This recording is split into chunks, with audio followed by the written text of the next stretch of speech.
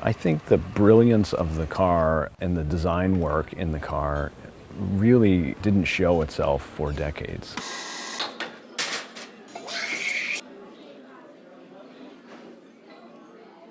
It was never embraced by the traditional Porsche enthusiast from the beginning.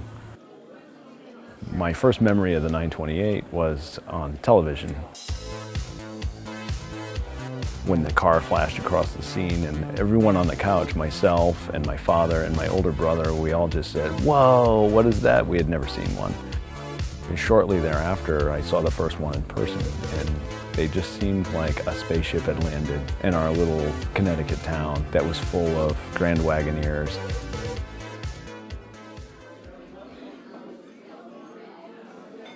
On one hand, it's just an old 928. It's not that different from number 2 or number 5 or number 12. I think the fact that it's number 1, it generates enough interest where people will go, "Oh wow, that's cool." There seems to be a lot more interest in these cars, and if this car with this VIN number can make someone that really never paid attention to 928s go, "Let me go take a second look or go drive one," then it's very important.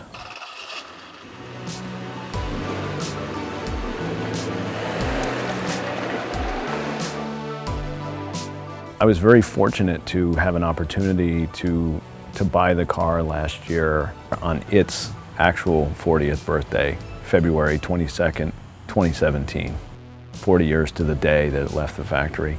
This one is the first of the 12 vehicles that were hand-built after prototypes to go to the press launch in Nice, France in late February of 1977.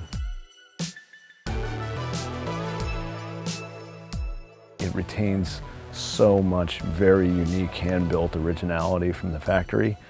It's not overly clear where to restore the car or where not to and how far to take it. Each time a wrench goes on that car, it's don't disturb anything original, try to keep the car going and preserved and bring it to a level of functionality. I've never worked on a car this way before, and it's fun and it's interesting, but it's very challenging.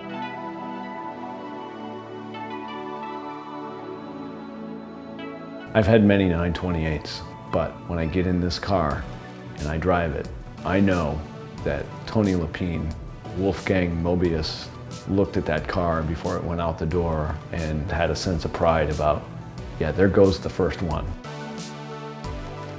I think all of us that are Porsche fans are incredibly fortunate that the car was found and survived. It could have slipped away in obscurity. And thankfully, it's been discovered, and it's in a place now where we're paying some attention to it to really figure out the right thing to do with the car and to celebrate what it is.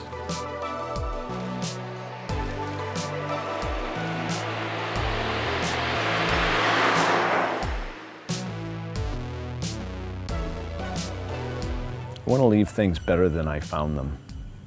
That's been a guiding principle through my adult life. It's easy to make things worse. I learned this when I was very young as a child, It takes, a few hours to build a great sandcastle and only a few seconds for another kid to run through it. I think with the work I'm doing now, I'm still just trying to build a better sandcastle.